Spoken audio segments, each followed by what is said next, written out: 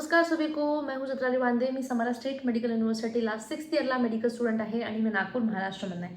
I hope कि आपने last वाली वीडियो देख ली होगी. लास्ट वाली वीडियो तक के मतलब तुम यूनिवर्सिटी में पहुंच गए और तुम्हारी मेडिकल टेस्ट हो गई. ठीक है, उसके बाद मैं आपको बताती हूँ कि यूनिवर्सिटी में जाने के बाद पहले क्या करना है.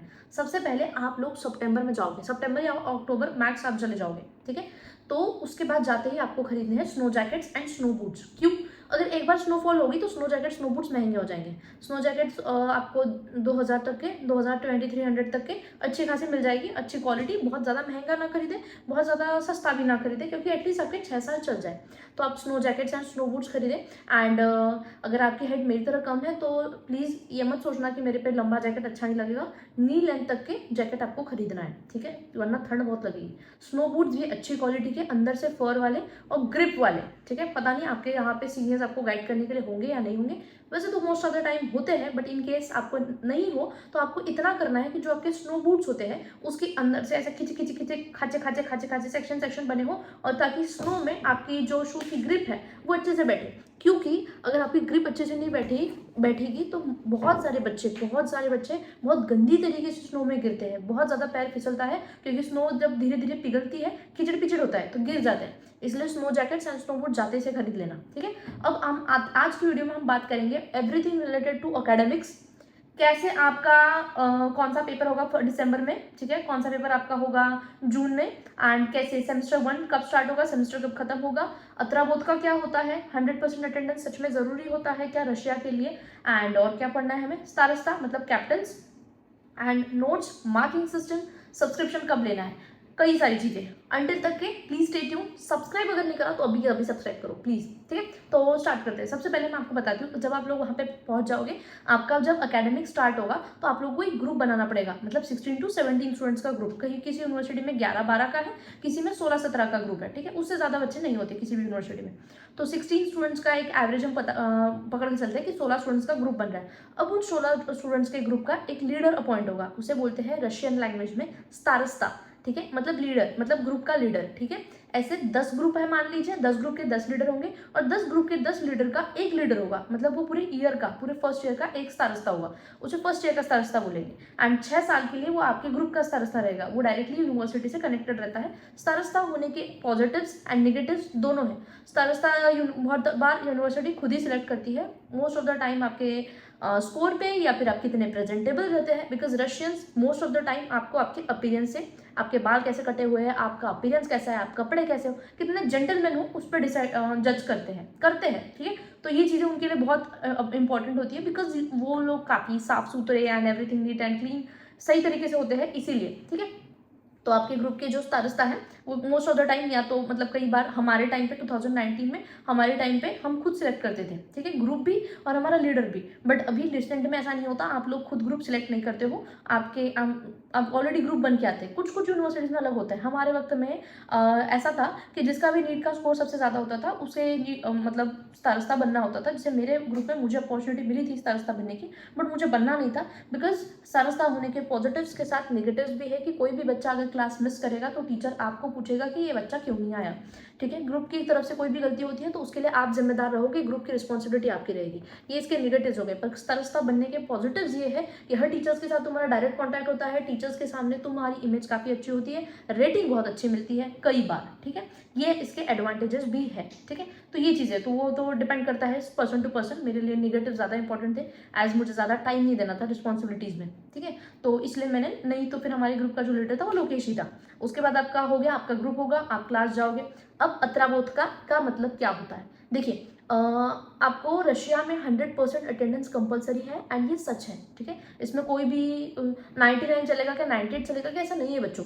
तुम्हें रोज क्लास जाना ही पड़ेगा. ठीक है, अब तुम बोलोगे अगर मेडिकल रीजन रहा तो, अगर मेडिकल रीजन रहा एंड अगर यूनिवर्सिटी की तरफ से कुछ डॉक्टर्स होते हैं अपॉइंटेड, अगर उन लोगों ने बोला कि हाँ ये बच्चे का जेन्युइन है, इसका मेडिकल रीजन है, तो आपको वो मेडिकल स्प्राउ का मतलब मेडिकल सर्टिफिकेट देंगे. तभी आपका वो कंसिडर किया जाएगा कि हाँ इस बच्चे की जेन्युइनली तबीयत खराब थी, इसको क्लास में अलाउ कर दो.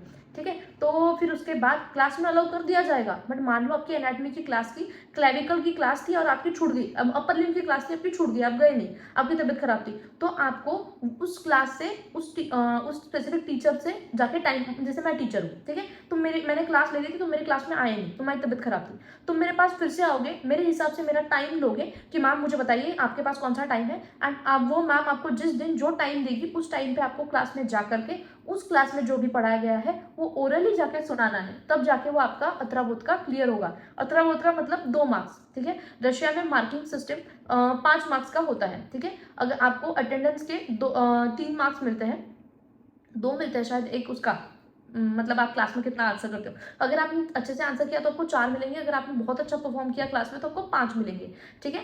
तो अभी मैं आपको एक एग्जांपल देके समझाती हूँ। अब आप यहाँ पे मेरी रेटिंग देख सकते हैं, ये आपकी रेटिंग जो होती है, अब हम जिस टॉपिक पे आ रहे हैं वो है, अब आपको अथरावुत का समझ गया, 100% अटेंडेंस समझ गया, और स्तर कैसे बनते हैं, क्या एडवांटेज होता है, क्या पॉजिटिव होता है, क्या निगेटिव होता है, ये भी चीज़ें समझ गई। अपन अभी जो हम चीज़ पे बात कर रहे हैं वो ये है, क्या थी, ठीक है। तो अब हम जो चीज़ समझ रहे हैं वो है मार्किंग सिस्टम रशिया का कैसे होता है।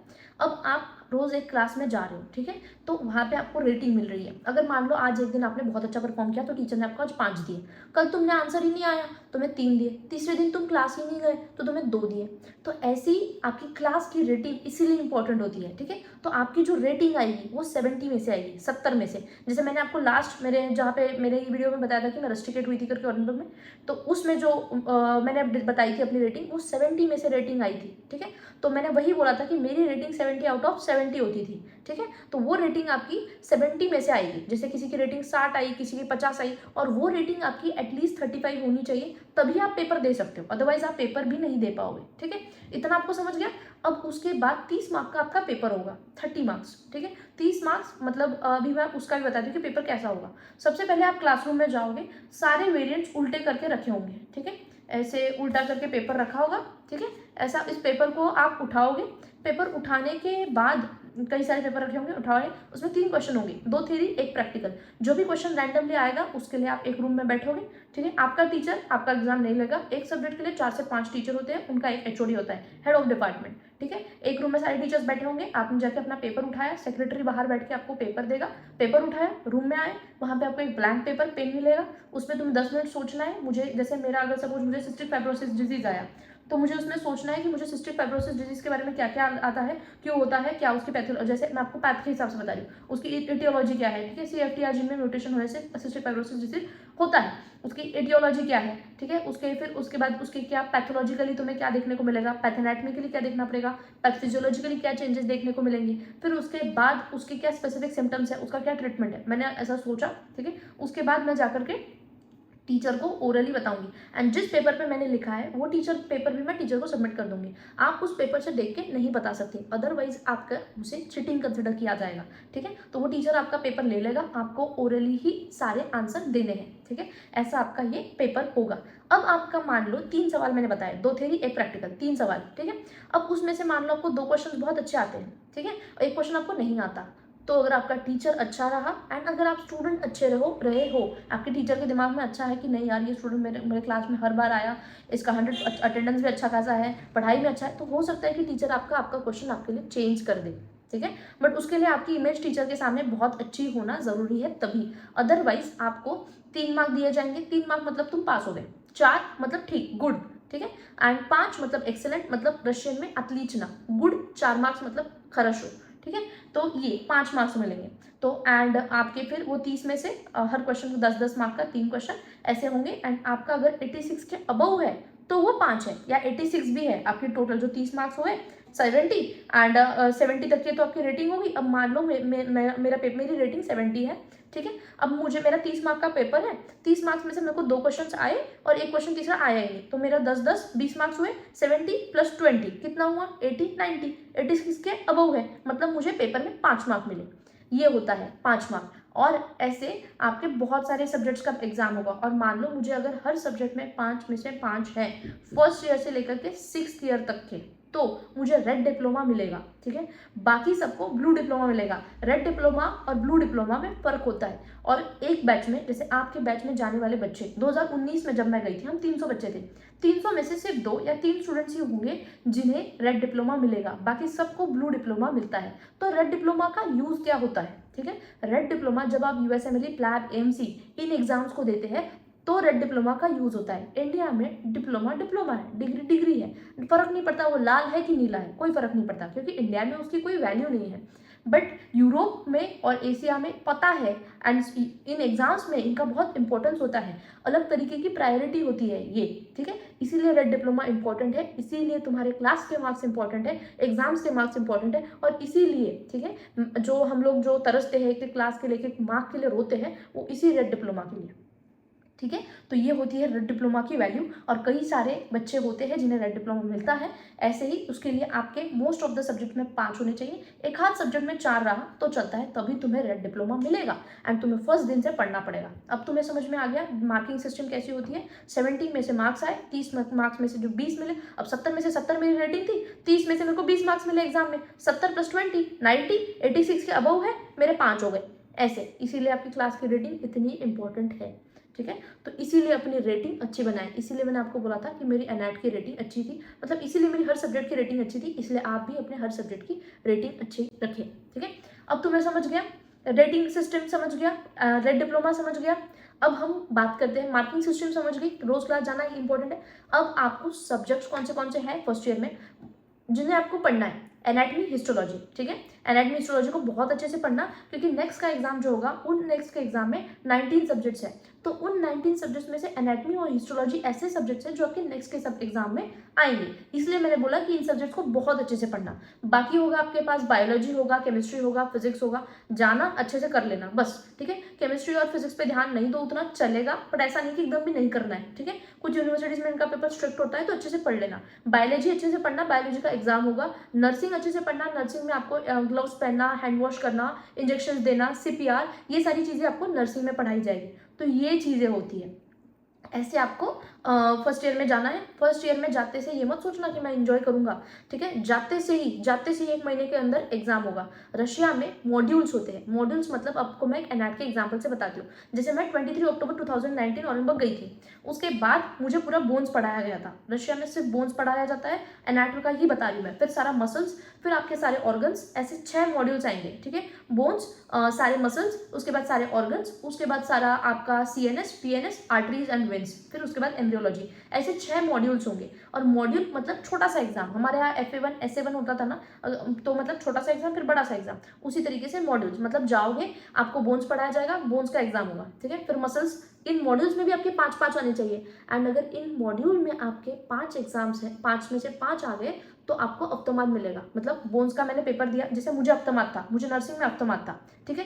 तो मुझे एनएट में अफ्तोमाद मिलता, बट ऑनलाइन अगर आपका कोई कोर्स होता है तो आप उसमें अफ्तोमाद नहीं मिलता, ठीक है। एनएट में मुझे बोन्स के मॉड्यूल में 5 थे, मसल्स के मॉड्यूल में 5 थे, ठीक है। उसके बाद आपका ऑर्गन्स में 5 थे, सीएनएस में 4 थे, ठीक है, पीएनएस में 5 थे, आर्टरीज वेन्स में 5 थे।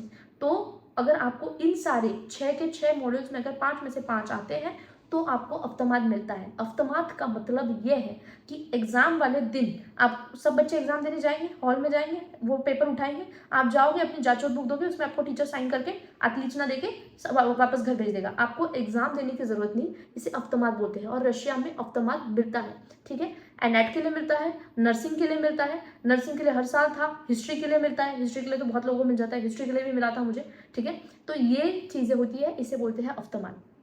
अब आपको ये चीजें समझ में आ गई, ठीक है। इसके बाद हमें कोई चीज छूट गई, अभी हम पढ़ना कैसे है, इस पर तो मैंने वीडियो ही डाल रखी है। अब मैंने आपको बोला कि एनएट पढ़ना स्टार्ट कर दो, तुम बाकी बच्चों से आगे तभी रहोगे जब बाकी बच्चों से ज्यादा मेहनत करोगे। बाकी इसीलिए आपको एनएट पढ़ना चाहिए। एनएट के लिए बेसिक बुक है बीडी चौरसिया, सीधी सादी इंग्लिश भाषा में लिखा है कि भाई ये अपर लिम है, इसका ये क्लैविकल है, इसका ये सुपेरियर साइड है, मिडियल साइड है, इंफीरियर साइड है, ठीक है, ये लैटरल 1/3 है, ये मीडियल 2/3, ऐसा आपको एक्सप्लेन करके सीधी सादी भाषा में दिया है। स्टिल अगर नहीं समझ में आए, कई सारे ऐप है, 3D anatomy, Atlas anatomy, video lectures कई सारे हैं। I will recommend TCML channel, अच्छा है। द चर्सी ऑफ मेडिकल लिटरेचर बहुत बढ़िया पढ़ाता है भाई। मैं CBSE में पढ़ के भी मेरे को इंग्लिश में उतना अच्छे से नहीं समझ में आता जितना अच्छे से हिंदी में आता है, ठीक है। अगर आप भी मेरी तरह है तो you can go for this channel, बहुत अच्छा पढ़ाता है बंदा, सब कुछ क्लियरली तुम्हें पढ़ा के मिल जाएगा। इसके अलावा मैंने आपको नोट्स दे रखे हैं, नोट्स मेरे BD चौरसिया से है, ग्रेज एनाटमी के सारे पॉइंट लाल पेन से लिखे हुए हैं, एंड उसके बाद ठीक है स्नेल्स एनाटमी के सारे पॉइंट पर्पल पेन से लिखे हुए हैं। मैंने अपने नोट्स का चैनल दे रखा है,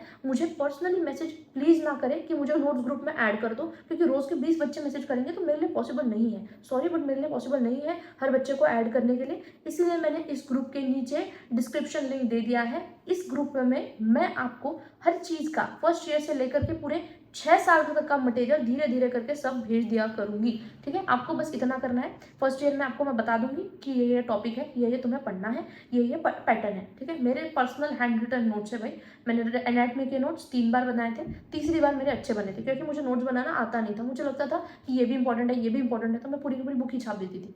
तो तुम्हें अच्छे से मैं अपने नोट्स दे दूंगी, तीसरी बार के सबसे अच्छे नोट्स हैं, सारे नहीं दे सकती, ठीक है, बट बाकी के दे दूंगी, ठीक है। तो आप वो ग्रुप ज्वाइन कर लेना, तुम्हें उसमें नोट्स भी मिल जाएंगे, ठीक है। तो अच्छे से पढ़ो, पढ़ने जा रहे हो, पढ़ाई में किसी तरीके का कोई कॉम्प्रोमाइज़ नहीं। AMC प्लैट USMLE एग्जाम्स के लिए आपको सेकेंड ईयर से प्रिपरेशन स्टार्ट कर देनी चाहिए। USMLE के बारे में मैं डिटेल वीडियो डाल चुकी हूँ, 3 स्टेप का एग्जाम है। इसके अलावा आपको सब्सक्रिप्शन कब खरीदना चाहिए, कौन सा खरीदना चाहिए, फर्स्ट ईयर में प्लीज़ कोई भी सब्सक्रिप्शन नहीं खरीदो, कोई यूज़ नहीं है। तुम 8:30 बजे की क्लास के लिए 7 बजे से निकलोगे, ठीक है, 5 बजे वापस आओगे, कम से कम आने के बाद 2 घंटा सोओगे, मेस है तो मेस में खाना खाओगे, मेस नहीं है तो खाना बनाओगे, 9 कैसे बज जाएंगे पता ही नहीं चलेगा। तुम्हें दूसरे दिन की क्लास का पढ़ना पड़ेगा 2-3 घंटा, तो तुम्हें फर्स्ट ईयर में तुम 2 से 3 घंटा, ठीक है। तो फर्स्ट ईयर में कोई भी सब्सक्रिप्शन बाय करके अपना पैसा वेस्ट ना करो। तुम्हारे लिए जितनी भी चीज़ें इंपॉर्टेंट है, नोट्स से लेकर के वीडियो लेक्चर सारे मैं इस लिंक में डाल दूंगी, तुम उसमें से पढ़ सकते हो, ठीक है। अगर तुम्हें लेना ही है कोई subscription, go for in doctor Najeeb lectures for anatomy, he is the best. वो तुम्हें बिल्कुल बेसिक से लेकर के USMLE लेवल तक का पढ़ाते हैं, बहुत बढ़िया, बहुत ज़बरदस्त टीचर है, ठीक है। तो आई विल सजेस्ट, अगर तुम्हें पढ़ना है तो उनका एनाटमी का आपको मिल जाएगा। मेरे वक्त 800 रुपये का सब्सक्रिप्शन आता था, अब 1000-1200 का हो गया होगा। तुम डॉक्टर नजीब लेक्चर्स के लेक्चर्स देख सकते हो, ठीक है। बाकी तो मैं सारी चीज़ें उस ग्रुप में डाल दूंगी, वीडियो लेक्चर्स भी डाल दूंगी, ठीक है। तो आपको क्या करना है, सिर्फ सब्सक्राइब। ये सारी चीज़ें थी, मैंने आपको एकेडमिक से लेकर के सारी चीज़ें बता दी, ठीक है। दिसंबर के फर्स्ट सेमेस्टर में आपका एनाटमी का पेपर होगा, ठीक है, जो सेमेस्टर 1 का है, ठीक है। एनाटमी भी होगा, बायोलॉजी होगा, रशियन लैंग्वेज होगा, ठीक है। फिर सेकेंड सेमेस्टर में आपका बायोलॉजी, केमिस्ट्री, एनाटमी, फिजिक्स, ठीक है, और लैटिन, ये 5 पेपर हो गए। ये सेकंड सेमेस्टर आपका जून में खत्म होगा, ठीक है। हम 3 महीने पहले तुम्हें बता दिया जाएगा कब सेशन एंड होने वाला है, उसके बाद आप टिकट्स कर सकते हो। ये हो वीडियो अगर आपके लिए हेल्पफुल रही तो प्लीज़ आप सभी लोगों से मेरी रिक्वेस्ट है, ठीक है, कि सब्सक्राइब कर दो, एंड ग्रुप जो मैंने टेलीग्राम ग्रुप का जो चैनल मेंशन किया है इसे ज्वाइन करो, इसमें तुम्हें नोट्स मिल जाएंगे, ठीक है। So let's come and study together, that's it, thank you for watching.